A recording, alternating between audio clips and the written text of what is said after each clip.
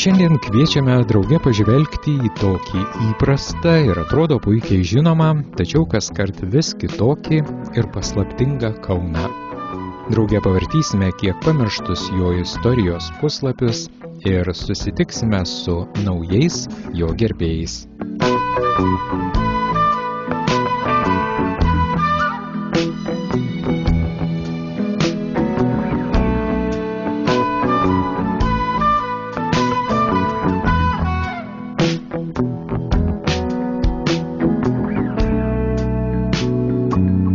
Kaip ir dera miesto paveldo ir subjektyvių potyrių žurnalui, šiandien prisiminsime tai, ko garantuojame seniai nesate girdėję ir aplankysime tuos, kas į miesto istoriją sugeba pažvelgti savo širdimi. Ir ne bet kaip, o per kameros objektyvą. Bet pradėkime štai nuo ko.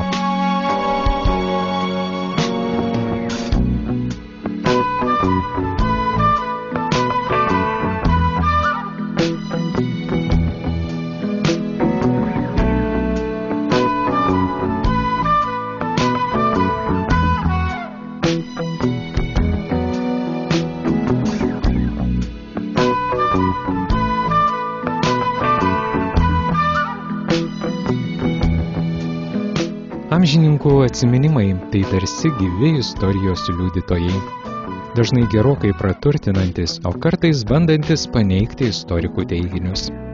Kokie jie bebūtų, trumpi ir fragmentiški, ar ilgi ir išsamus, visi įdomus ir vertingi, ypač tai, kas dokumentiškai užfiksuota. Taigi, kaip jau supratote, šiandien į mūsų miestą žiūrėsime per fotografijos prizmę. Kaunas ir fotografija jau seniai neatsiejami. Užtenka paminėti iškiliausius Kaune gimusius ir čia dirbančius fotomenininkus.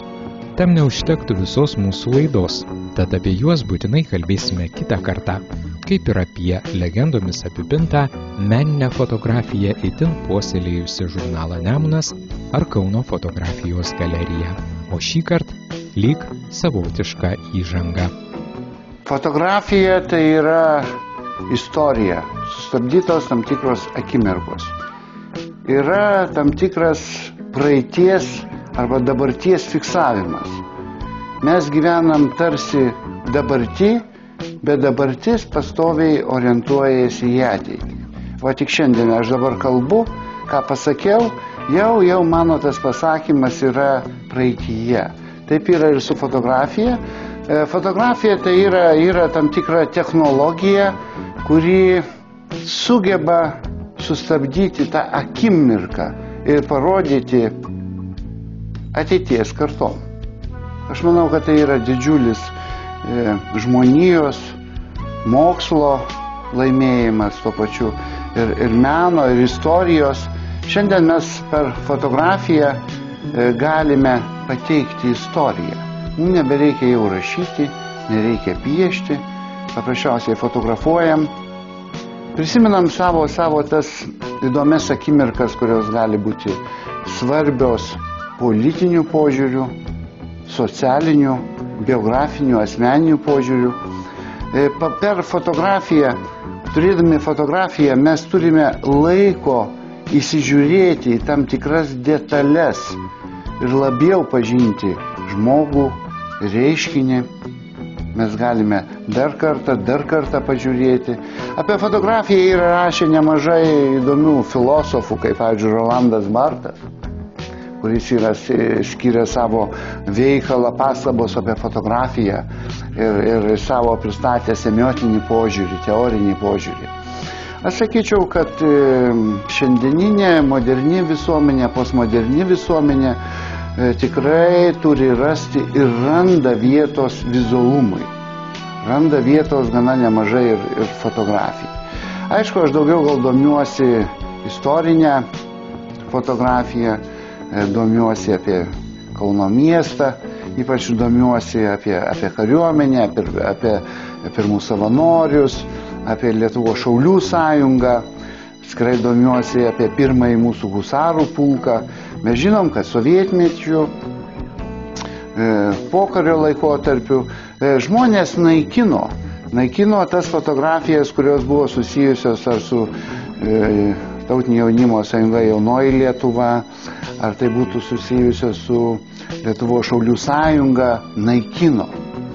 Ir aplamai tarpukaris davė gana didelį paspirtį mūsų kultūrai, mūsų kultūros modernizacijai. Aš sakyčiau taip pat ir fotografijai. Nes teko girdėti, kad kariuomeniai buvo netoks ir įsakas, toks neformalus karininkam turėti savo fotoaparatus ir pastoviai fiksuoti tam tikrus įvykius. Tai ir todėl ir mes matom dar nemažai išlikusių fotografijų. Iš kariuomenės gyvenimo, visuomenės gyvenimo, iš švenčių, iš įvairių organizacijų susibūrimų, iš religinių švenčių. Tai aš sakyčiau, mes šito jau nebeturim, to žavesio. Yra fotografuojama, kas vyksta per kovo 11 ar vasario 16. Bet sakyčiau, kažkaip nėra tokio entuziazmo. Mes matom net tą nuotaiką, kuri yra išlikusi fotografijose, tas visas entuziazmas, visa psichologija, emocijos matosi fotografijai. Tai aš manau, kad čia yra labai svarbus ir istorinių, ir psichologinių, ir socialinių, ir politinių. Kodėl sovietai naikino fotografiją? Ypač susijusią su Lietuvos valstybingumo žymėm, su valstybės simboliais, su kariuomenė, nes kariuomenė yra mūsų atsivė. Kodėl naikino? Nes norėjo trinti mūsų valstybingumą, norėjo trinti mūsų kultūrą. Tai aš manau, kad žmonės yra nemažai išsaugusios tos fotografijos, jos nemažai kažkiek yra išlikę ir archyvose. Ir mes to galim didžiuotis, kaip ir pavyzdžiui, čia matome Lietuvos sąjūdžio Kauno būstinėje, žymus fotografai fiksavo tos įvykius ir dabar taip gražu po 25 metų, po 23 metų stebėti įvykius, kaip viskas buvo ir po truputį, būnant istoriškai nesusijusiam atsainiai, stebėti ir analizuoti.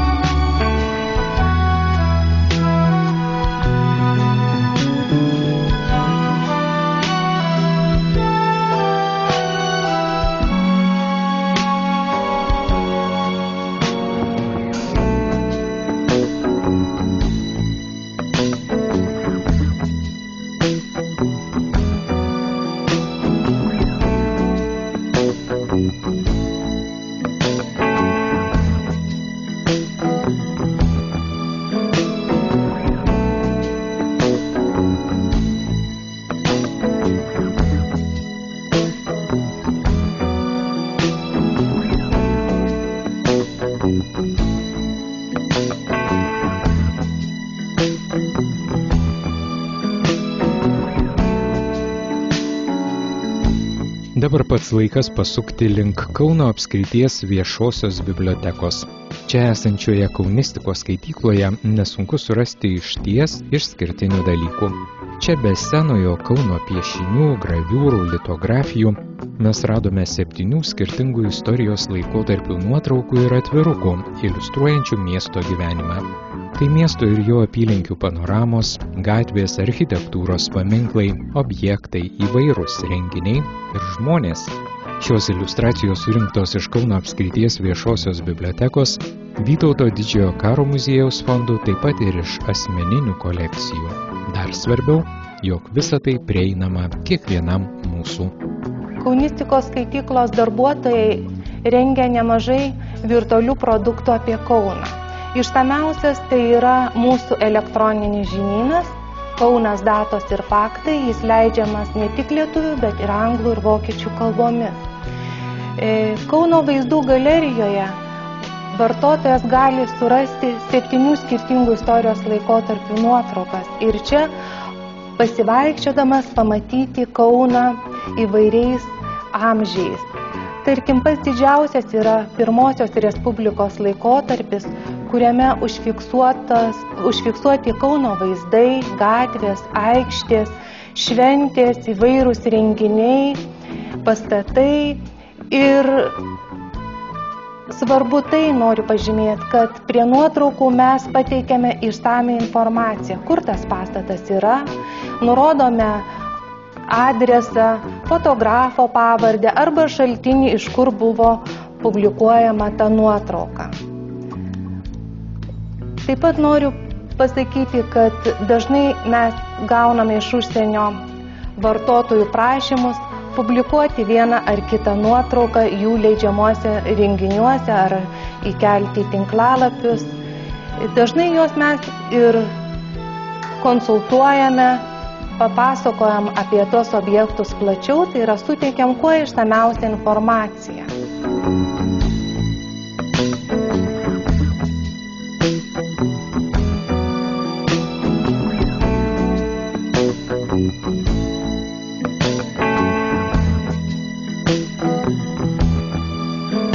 Išties, istorija glaudžiai susijusi su fotografija, kuri vizualiai supažindina plačią auditoriją esančią ne tik čia, mūsų mieste, bet taip pat ir bet kuriame šalies ar pasaulio kampelyje su miesto istorija. Miesto fotografija tai praėjęs laikas, sustabdyta akimirka, o gal net šimtmečiai suprojektuoti į vieną vaizdą. Apie pačių eksponatų vertę dažnai galima tik spėlioti, bet tos materialios ji turi ir dar kitokią – emocinę, galiausiai kolekcinę. Kaunas atvirukuose iš tiesų yra labai plačiai atspindėtas, pradedant nuo pat 20 amžiaus pradžios, tai Zatorskio ir Vizūno atvirukuose, kur yra Mickevičiaus slėnis, Kauno pilies griuvėsiai. Tai 1900 metų atvirukai. Vėliau turime bibliotekos fonduose nemažai ir Pirmojo pasaulinio karo atvirukų, kur daugiau vokiečių fotografai fotografavo.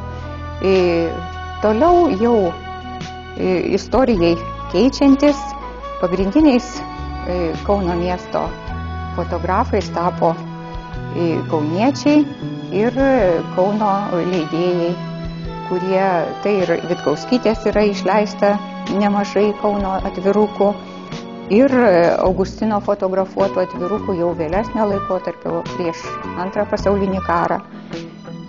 Tokių atvirukų mūsų fonduose yra saugoma apie 200 ir jie yra tikrai prieinami viešai daugeliui, visiems mūsų skaitytojams ir net daugeliui per internetinės prieigas, internetinius žinynus.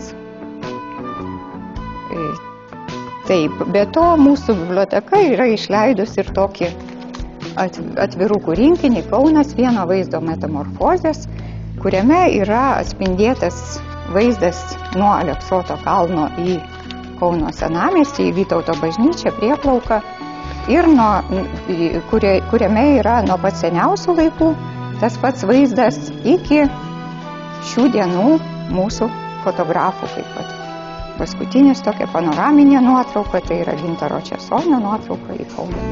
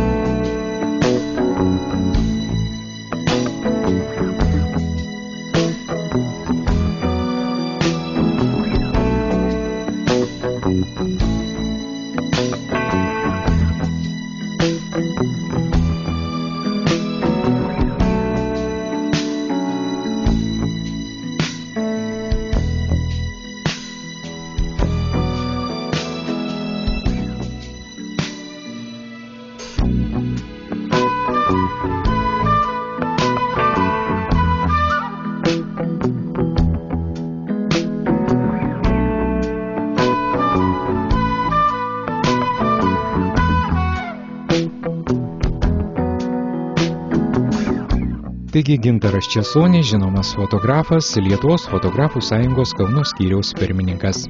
Jo požiūris į miestą savitas, išskirtinis ir tikrai nebanalus. Visa tai taip akivaizdu, ko neplačiausiai žinomame albume Sutiktas Kaunas. Iš 50 fotografijų ir tiek pat trumpų esė sudarytame albume pristatomas Kaunas.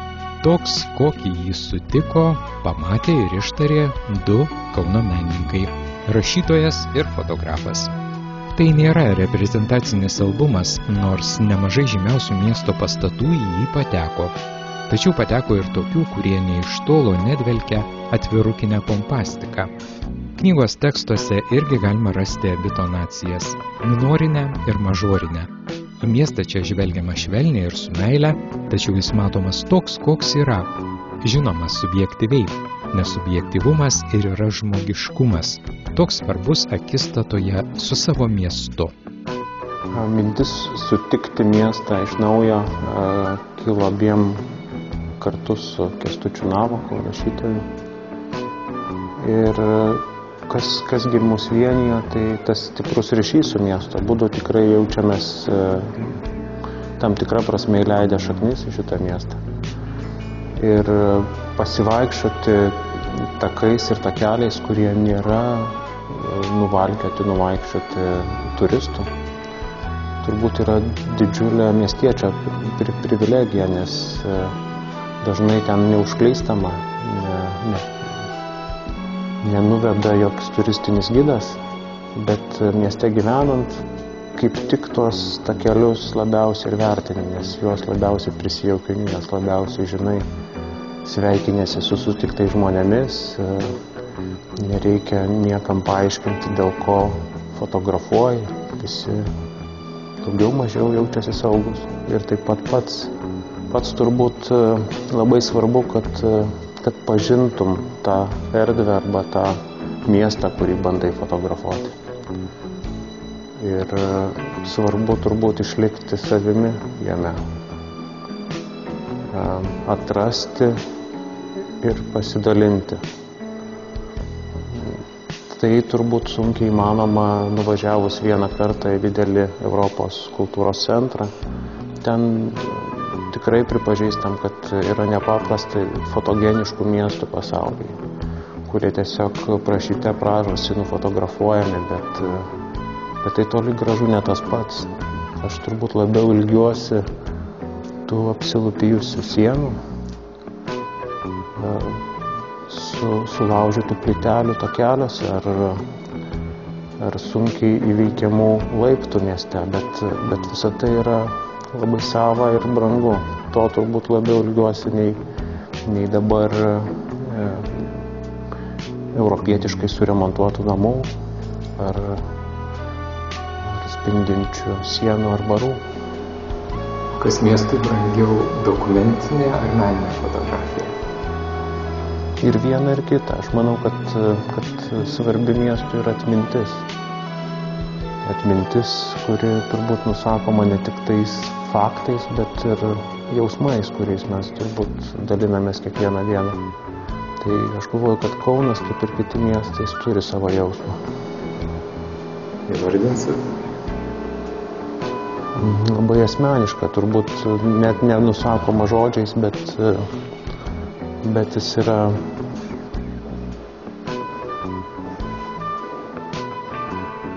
yra tai, kas tarsi dalis tavęs. Tai negali apibrėžti materialiai arba kas tai yra. Tai yra ir kvapas, ir faktūros, ir spalvos. Iš vienos pusės, iš kitos pusės tiesiog santykis su to miestu. Tai dar vienas klausimas. Spalvotas ar juodai baltas?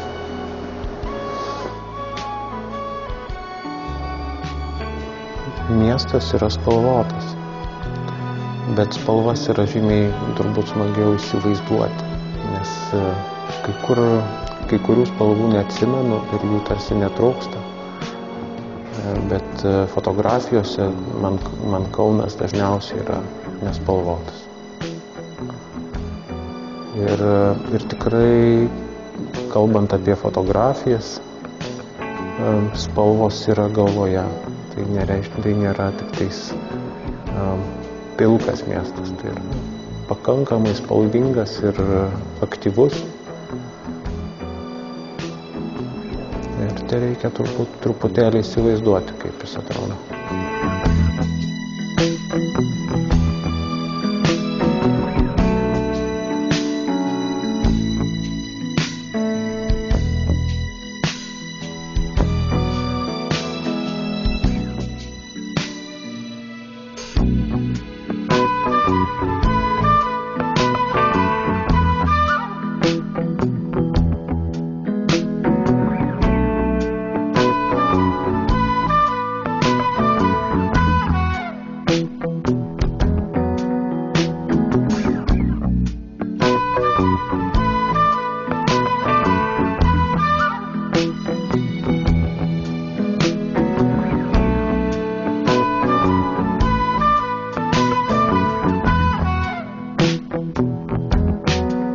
Ir pabaigai, šiemet startavusiam nuotraukų konkursui Mano Kaunas patys kauniečiai pateikė maždaug 1000 savo pačių fotografijų, kuriuose užfiksuoti Kauno vaizdai, miesto įvykiai, gyventojai, architektūra, gamta.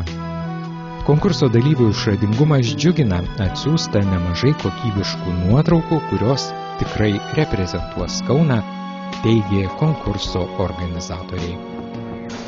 Konkurse Mano Kaunas pakreitų nuotraukų skaičius yra jau daugiau kaip 1500. Didelė dalis yra atrenkama, todėl kad netitinka pačios tematikos arba yra prasta rezoliucija. Reikia turėti omeny, kad keliamos nuotraukos turi būti kokybiškos, nes pagrindinis renginio tikslas yra išrinkti gražiausias nuotraukas, kurios padės pristatyti Kauną, kurios parodys, kaip atrodo Kaunas, kuo jisai yra gražus, netikėti Kauno rakursai, netradicinis Kaunas, visoks kokį galima valgyti Kauną. Tai mes matom labai aktyvų balsavimą, yra balsavę daugiau kaip 10 000 žmonių ir vis dar konkursų nesibaigus, matyt, galbūt yra azartas ir pristatyti savo miestą, o ne tai, kad tik tai laimėti skrydį oro balionu ar pusryčiauti sveikuoliško maisto restorane Fresh Meals. Tai mūsų pats pagrindas yra, kad kauniečiai ir patys pastebėtų miestą, suprastų, koks jisai yra gražus, koks jis yra mielas, nes jeigu paklaustume dažno kauniečio, dažnai jis pamiršta, kokius mes turim muziejus, kokius mes turim vaizdus, kad miestas išdėstytas ant šlaitų. Tai šito trūksta miestiečiam ir manau, kad šitas konkursas laimės ne vieną tikslą. Jeigu galima taip įsireikšti, tai reiškia, kad kauniečiai patys pamatys, kad miestas yra puikus.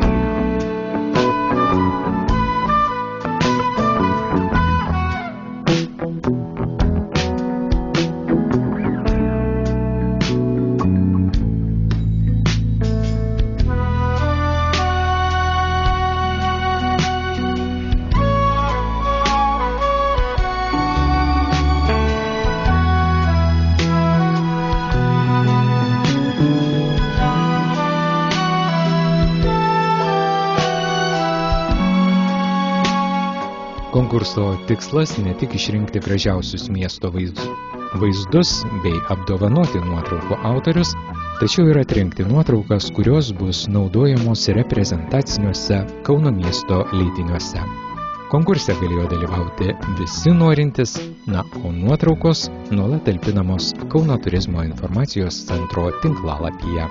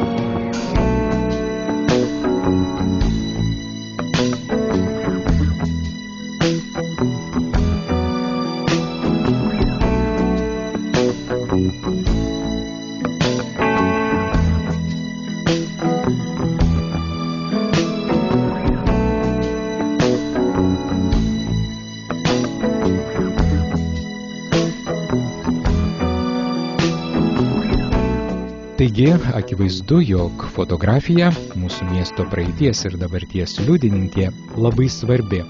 O ar gali būti kitaip?